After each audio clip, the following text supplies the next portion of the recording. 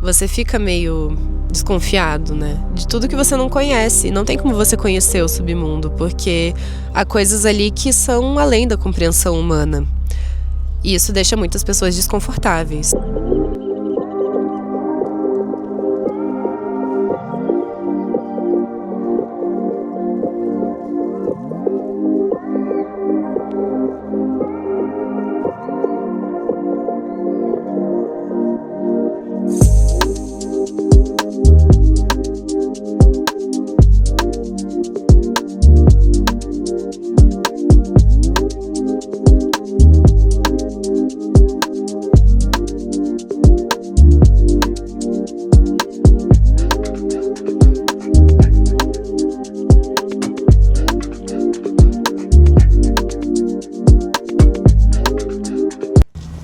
Iniciando mais um dia seguindo o rastro da deusa. E, gente, vocês não sabem o que aconteceu hoje. Eu tinha preparado um conteúdo super especial pra vocês. Eu ia numa feira mística, mas assim, né, a boneca não tem muito senso, ela não analisa as coisas muito bem. E eu simplesmente errei o dia.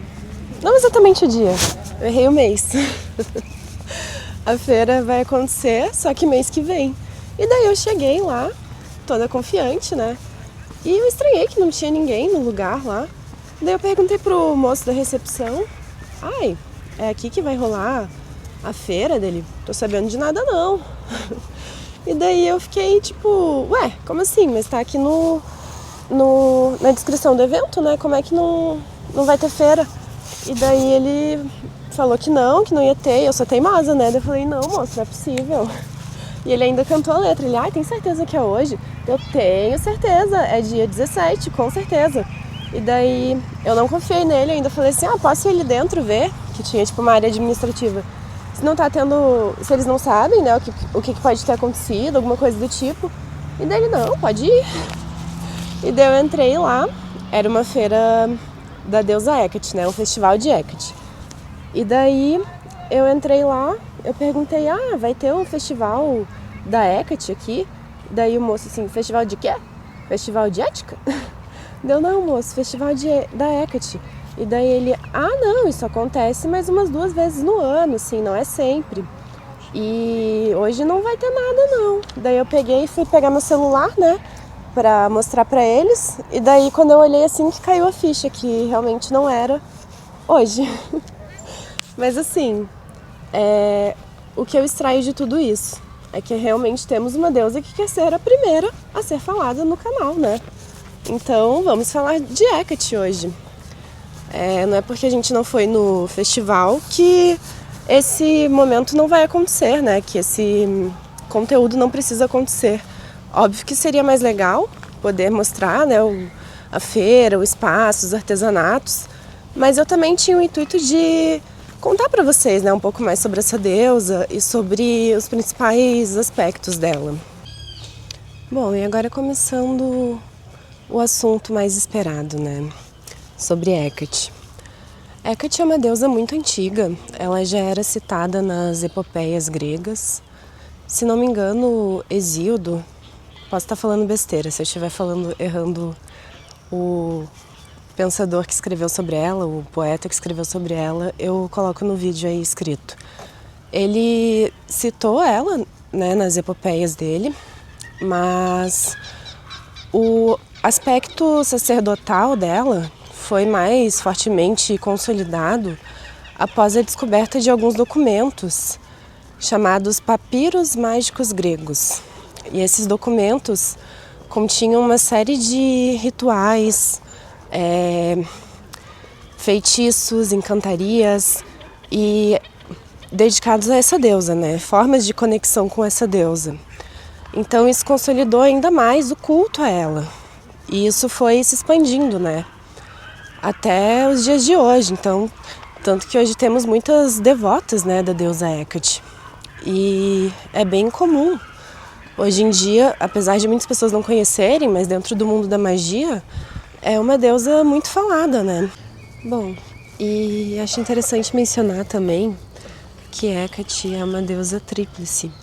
Então ela representa três aspectos de uma mesma coisa, digamos assim. Ela pode representar a dama, quer dizer, a donzela, a dama e a anciã. E cada uma tem a sua fonte de poder, né? Além disso, ela pode representar o passado, o futuro, o presente.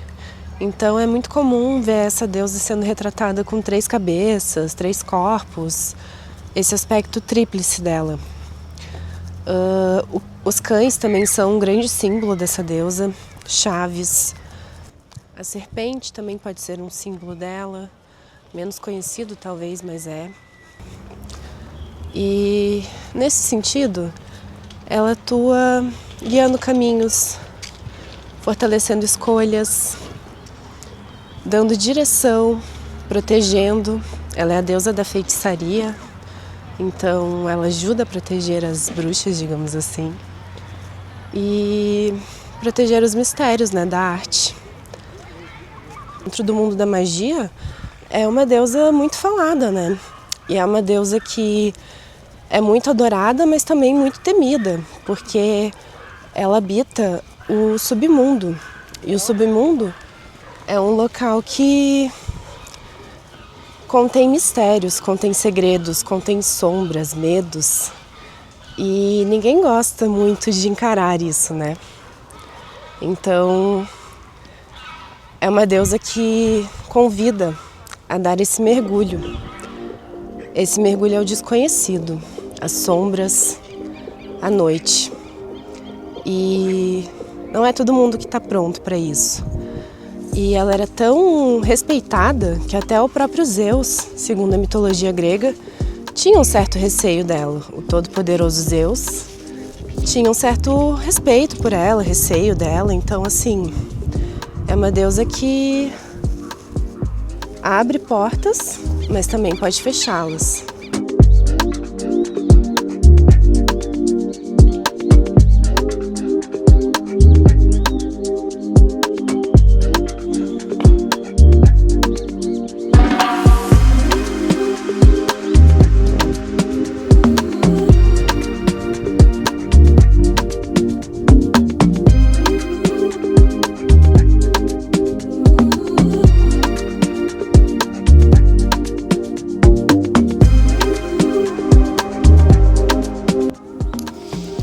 Bom, sentei num lugar aqui que eu tava ficando esbaforida já de andar e falar ao mesmo tempo, mas enfim.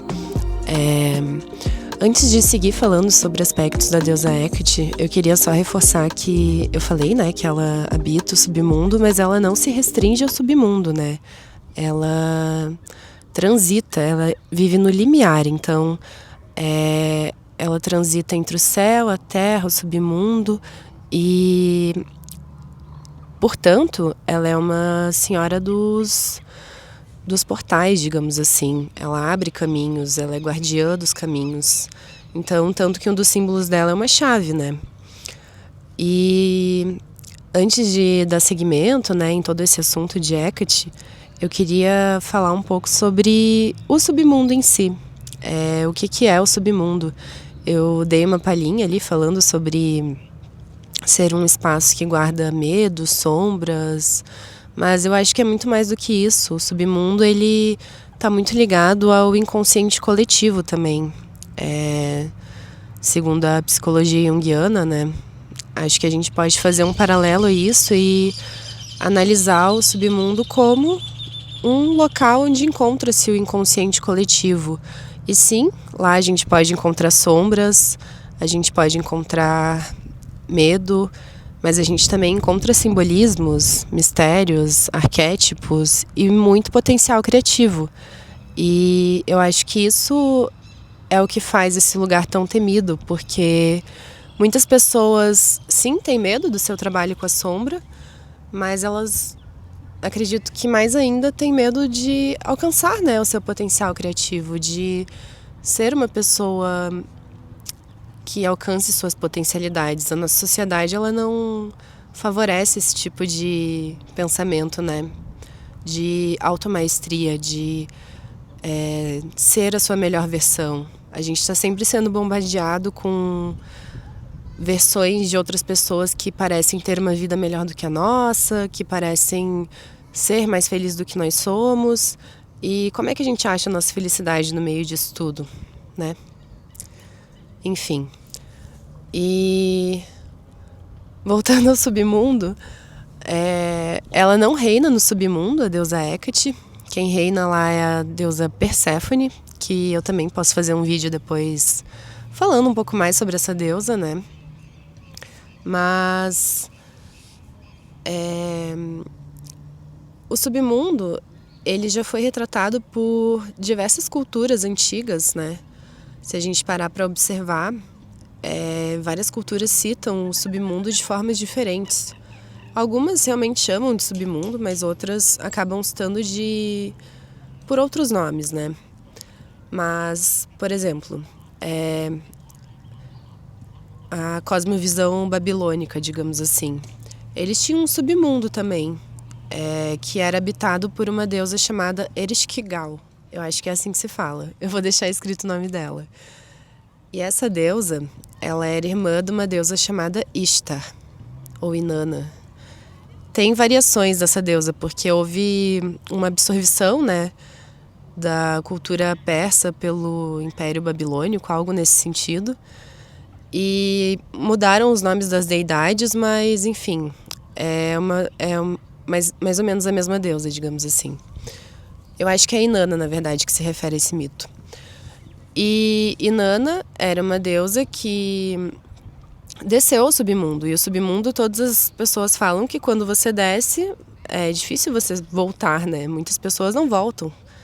Ao longo dos mitos, foram poucos os que conseguiram voltar, né?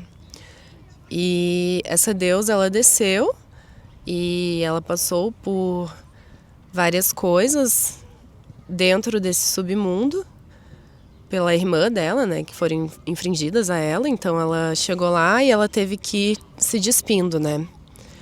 E até que ela terminou nua e a irmã dela esquartejou dela. E nisso, ela tinha deixado avisado alguém, que eu não lembro quem agora, porque faz muito tempo que eu li esse mito, que conseguiu, de alguma forma, ajudar ela a voltar desse submundo.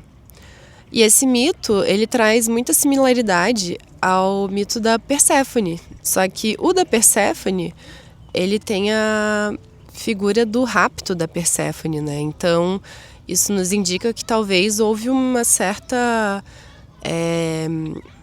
absorção, talvez um pouco mais voltada ao patriarcado, né, desses mitos, porque essas religiões antigas, elas favoreciam muito mais a mulher, né, o poder feminino, eram deusas, guerreiras, poderosas. E isso, como assim, vai ter deusas guerreiras poderosas? Isso vai de encontro, né, ao patriarcado, ao que o patriarcado quer consolidar, que mulheres são frágeis, mulheres têm que ser submissas, mulheres têm que ser dóceis. Então, como é que a gente vai ter uma deidade que representa todo esse poder? Então, a gente altera o mito e coloca que a Perséfone foi raptada, e não que a Inanna realmente resolveu descer por conta própria ao submundo e enfrentar os seus medos, enfrentar as suas sombras, porque o mito nada mais é do que uma analogia, né, de processos de crescimento pessoal, crescimento de consciência, né, elevação da consciência. Eu não sei se está ficando claro o que eu estou falando, pode ser que eu esteja fazendo uma grande salada aqui, mas tudo isso foi para falar que, enfim, fazer esse bololô falando do submundo e voltar para o assunto da Hecate, né, que sim, ela vive ali no submundo, abrindo portais e permitindo que algumas pessoas entrem e saiam, talvez. Bom, e por isso, Hecate é conhecida como Senhora das Encruzilhadas, né? E ela tem o dom da necromancia, que é esse contato com os mortos. Ela conversa com os mortos, ela guia os mortos. E tudo isso assusta, né? Assusta quem não faz esse trabalho com o inconsciente, com o despertar da consciência. E como uma mulher pode ser tão poderosa? Geralmente esse poder está na mão dos homens. Então eu acho que é por isso que Hecate tem essa visão ambivalente por parte das pessoas. E é por isso que ela é vista de uma forma adorada e temida. E a deusa Hecate é uma deusa de muitas faces. Tanto que ela tem diversos epitetos. Epitetos são uma espécie de sobrenome, digamos assim. E cada um pode ser invocado para um propósito diferente. Então, por exemplo, Hecate Burburoboros, que é a comedora de sujeira, é um aspecto não muito conhecido dela, mas que remonta ao seu aspecto purificador. Então, gente, são muitos epitetos e eles têm nomes difíceis, mas eu vou deixar escrito alguns aí para vocês. Mas, por exemplo, tem o da guardiã dos portais, tem o da serpente, o da leoa, e todos relacionados aos símbolos dela ou ao que ela se propõe a curar ou desenvolver, dependendo da intenção que você invoca, né? E nos faz refletir o quão poderosa, né, é essa deusa. E eu acho que não foi por acaso que eu errei o dia da feira. Eu acho que eu tô sentindo um chamado mesmo, porque eu já faço algum tipo de contato com essa energia faz um tempo, através de sonhos, através até dos meus animais de poder. E tem ficado mais forte, tem vindo com mais força. E depois de hoje eu fiquei assim, gente, não é possível. Não é a gata que é desligada, é Hecate falando comigo. Mas pode ser, né? E eu gosto de acreditar que talvez seja. Porque eu acho que a magia, ela conversa com a gente de uma forma sutil. Conversa através dos detalhes. E quando a gente começa a prestar atenção nesses detalhes, parece que tem um clique na nossa vida. E a gente começa a enxergar a beleza dela. E parece que tudo começa a fazer mais sentido. Você começa a se sentir mais integrado, mais conectado. Isso é importante pra mim. Então, mesmo não tendo dado certo, ir na feira hoje, eu acho que aconteceu o que tinha que acontecer. Eu acabei vindo num parque bem legal, porque o que não falta em Curitiba é parque, né? E é isso. Tô aqui vendo uns bichinhos, tem uma capivara ali sentada. E espero que vocês tenham gostado do conteúdo, que tenha feito sentido pra vocês. Espero que eu não tenha me enrolado demais contando ali o mito da Inanna. Eu posso trazer mais certinho o mito dela em um próximo vídeo, né? Dando um pouco mais de detalhes, talvez fazendo esse paralelo com o mito da Perséfone também. Mas eu achei interessante mencionar isso, porque quando a gente fala de submundo, tem muita gente que tem um certo preconceito com isso, né? E um certo medo, porque de fato é algo que enseja um certo... Você fica meio desconfiado, né? De tudo que você não conhece. E não tem como você conhecer o submundo, porque há coisas ali que são além da compreensão humana. E isso deixa muitas pessoas desconfortáveis. E eu acho que aceitar esse desconforto, é também uma parte importante, né, no crescimento espiritual da maioria das pessoas que estão buscando evoluir, estão buscando se integrar com seu self. Self é como junguianos e pessoas, talvez dessa área, chamam essa consciência superior. E eu me identifico com isso, assim, é como se fosse o seu eu superior. E quem está buscando integrar, né, dizem que a nossa obra máxima na vida é buscar essa integração, né, da nossa consciência com o nosso self, nosso eu superior. Então, é isso. Espero que tenham gostado e um beijo.